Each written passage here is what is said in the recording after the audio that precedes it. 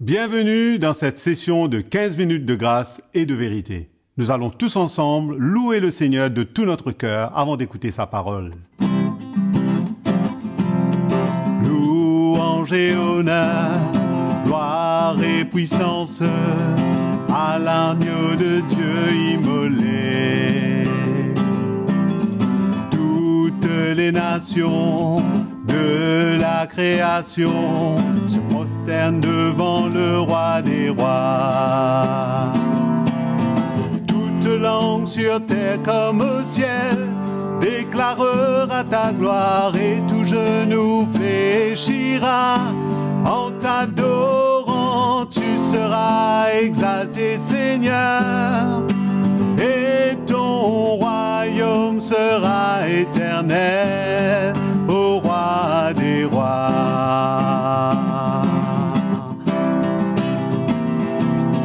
Toute langue sur terre comme au ciel déclarera ta gloire et tout genou fléchira. En t'adorant, tu seras exalté, Seigneur, et ton royaume sera éternel, ô roi des rois, ô roi des rois, ô roi des rois.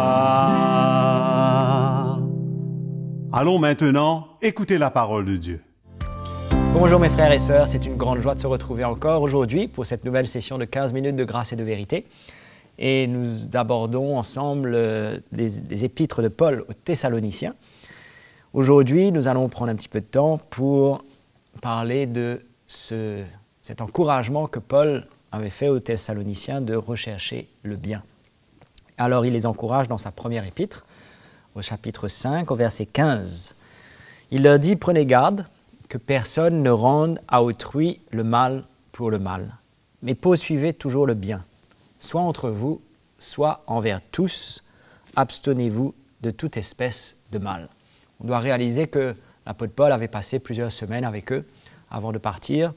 Il avait dû fuir Thessalonique avec une persécution qui était venue très forte contre lui.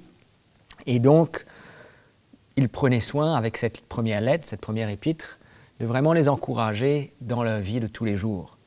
Et c'était des chrétiens nouvellement convertis, donc un nouveau style de vie avec le Seigneur. Oui, il les avait encouragés, mais il prenait soin maintenant de leur rappeler des choses essentielles. Maintenant qu'ils s'étaient donnés à Jésus, qu'ils marchaient avec le Seigneur, qu'ils s'étaient convertis, que leur vie avait commencé à être bouleversée, changée, transformée, il les encourageait à vraiment chercher à faire le bien autour d'eux, entre eux, mais aussi envers tous. Et c'est vrai que c'était en opposition avec tout ce que la loi et les prescriptions avaient prescrit. On avait abordé ça dans une session précédente. Peut-être on peut rapidement lire 2 versets dans Lévitique, au chapitre 24, au verset 19. Ça nous dit « Si quelqu'un blesse son prochain, il lui sera fait comme il a fait. » Donc, si quelqu'un blesse quelque chose, on va lui rendre selon ce qu'il a fait. Verset 20 nous dit, fracture pour fracture. Donc, si quelqu'un provoque une fracture chez quelqu'un, on va lui infliger la même blessure.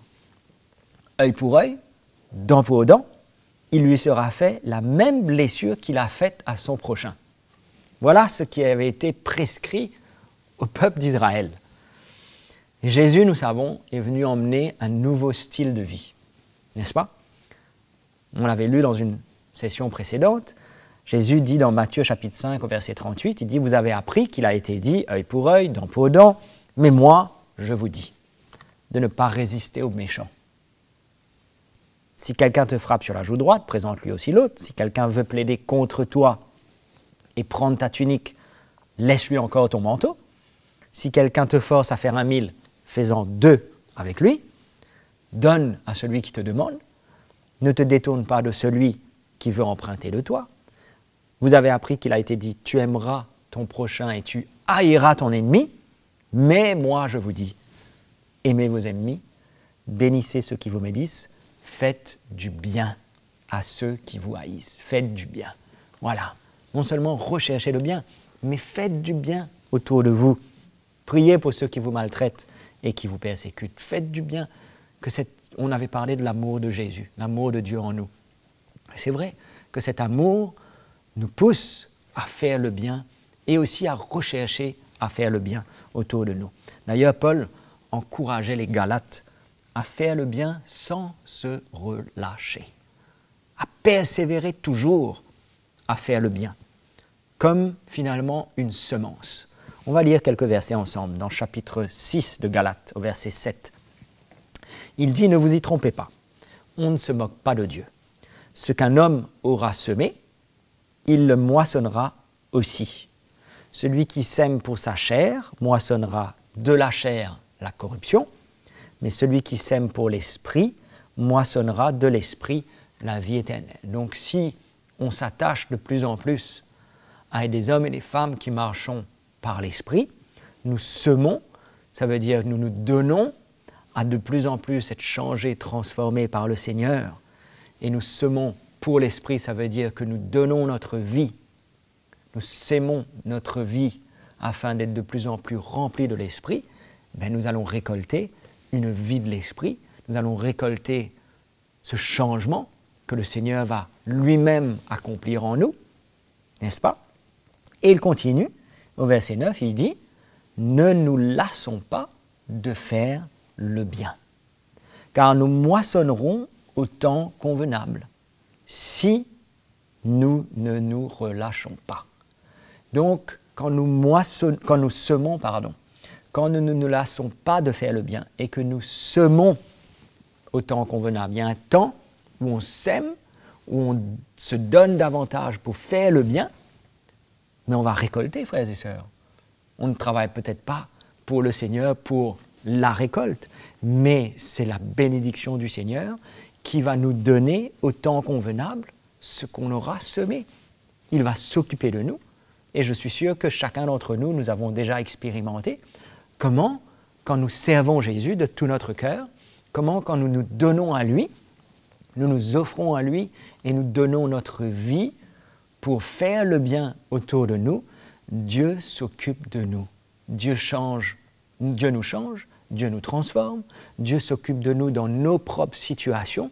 Plus on se donne au Seigneur, plus on cherche à faire du bien autour de nous et d'être une bénédiction pour les autres, plus nous voyons le Seigneur s'occuper de nous, de nos situations, de notre famille, de notre conjoint, de nos enfants, si nous sommes mariés, si nous en avons. Et nous voyons comment le Seigneur s'occupe de nous. Quand nous semons, nous moissonnons quelque chose en retour. Nous ne travaillons pas pour cela, mais c'est encore une fois, comme je viens de dire, la bénédiction du Seigneur, la provision du Seigneur qui vient s'occuper de nous et prendre soin de nous. Et au verset 10, toujours dans Galates chapitre 6, il dit « Ainsi donc, pendant que nous en avons l'occasion », moi je dirais chaque jour nous en avons l'occasion, pratiquons le bien envers tous, mais surtout envers les frères dans la foi. D'accord? Donc c'est vrai que nous sommes appelés à être une bénédiction pour tous. D'ailleurs, c'est ce qu'on a lu au début dans 1 Thessaloniciens chapitre 5, au verset 15, où il dit « Poursuivez toujours le bien, soit entre vous, soit envers tous. » Encore une fois, c'est pareil ici. Paul qui encourage les Galates de pratiquer le bien envers tous. C'est vrai que nous vivons dans un monde qui est de plus en plus égoïste, où chacun cherche son propre intérêt, défend ses intérêts et cherche à œuvrer et faire des choses pour lui-même, pour peut-être une gloire quelconque. Mais c'est vrai que beaucoup de gens se donnent à beaucoup de choses pour faire du bien autour d'eux, c'est bien. Mais nous qui avons Jésus dans notre cœur, nous voulons manifester cet amour de Jésus à travers tout ce que nous faisons et pratiquer donc le bien envers tous. Mais c'est vrai surtout envers les frères dans la foi. Nous ne pouvons pas faire du bien sans prendre soin de nos frères et nos sœurs. Nous devons prendre soin d'eux. Nous devons être concernés par la vie de nos frères et nos sœurs dans le Seigneur et prendre soin de chacun. Et nos frères et sœurs, nous avons en chacun de nous, nous avons de quoi prendre soin les uns des autres. Nous avons de quoi en nous. Nous avons un dépôt. Le Seigneur a investi en nous des richesses pour nous occuper les uns des autres, pour prendre soin les uns des autres, pour rencontrer les besoins les uns des autres. Non pas seulement les besoins spirituels, mais aussi de voir quels sont les besoins même naturels de nos frères et nos sœurs, d'être concernés par la vie des uns et des autres, des frères et sœurs qui nous entourent dans nos régions, dans nos quartiers, d'être concernés, de voir s'il y a des manquements, si on peut être une bénédiction pour eux. Tout cela est tellement important, frères et sœurs, de rechercher le bien, de pratiquer le bien, de devenir des bénédictions pour nos frères et nos sœurs dans la foi, mais aussi envers tous, dans notre région, dans notre quartier, dans la société, d'être connus pour être des hommes et des femmes qui faisons le bien, qui ne sommes pas juste égoïstes, vivant pour nous-mêmes et notre famille, mais élargissons nos cœurs pour devenir des bénédictions là où nous vivons, là où nous sommes. Amos, au chapitre 5, verset 14, disait « Recherchez le bien et non le mal, afin que vous viviez. Ainsi, et qu'ainsi l'Éternel, le Dieu des armées, soit avec vous. » Au verset 15, il dit « Haïssez le mal et aimez le bien. Faites régner à la porte la justice. » Voilà ce que nous devons rechercher, à faire le bien, à rechercher le bien et non le mal. Et il y a vraiment une voie par excellence. Vous vous souvenez, Paul encourageait les Corinthiens. Il leur disait, c'est bon, aspirez aux dons les meilleurs. Mais il leur a dit, il y a une voie par excellence. Et c'est là qu'il décrit au chapitre 13, qu'est-ce qu'est l'amour? Et c'est cela qui doit nous animer, c'est cela qui doit prendre notre cœur de plus en plus.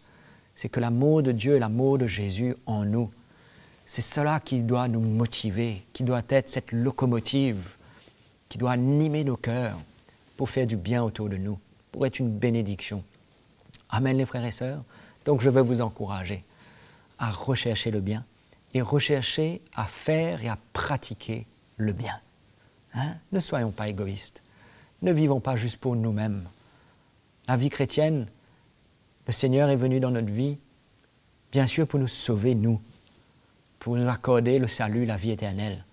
Mais c'est afin que nous puissions être une bénédiction et que nous puissions de plus en plus manifester le cœur de Jésus et l'amour de Jésus au milieu de nous, au milieu de la famille du Seigneur et là où nous vivons, là où nous travaillons, soyons concernés. Ouvrons nos cœurs, ouvrons nos yeux, ouvrons nos oreilles afin que nous soyons sensibles. Là où nous allons, peut-être dans le bus, dans les transports en commun, là où nous allons, soyons sensibles. L'Esprit de Dieu veut nous utiliser, veut parler à travers de nous et faire du bien. Amen les frères et sœurs. J'espère que cela vous encourage et que nous allons être de plus en plus à l'œuvre pour Jésus. Et je peux vous encourager. Le Seigneur s'occupera de vous personnellement. Vos faiblesses, les moments difficiles, le Seigneur sera avec vous parce que vous aurez semé et que nous allons moissonner, récolter au temps convenable. Dans les moments difficiles, nous verrons la fidélité du Seigneur. Nous verrons que le Seigneur, de la même manière que nous avons cru qu'il serait fidèle pour les autres, le Seigneur sera fidèle pour nous, envers nous. Amen. Soyez encouragés par ces quelques paroles à continuer à servir Jésus de tout votre cœur et de pratiquer, de faire le bien autour de vous. Merci et à la prochaine session. Le Seigneur nous a clairement parlé dans cette session de 15 minutes de grâce et de vérité. Nous vous encourageons à aimer et à partager ce programme. N'oubliez pas de vous abonner à notre chaîne CTMI. Prenez contact avec nous à l'adresse indiquée sur votre écran. Partagez-nous vos témoignages, expériences et n'hésitez pas aussi à nous envoyer vos questions si vous en avez. Nous vous retrouverons à la prochaine session. Jésus vous aime.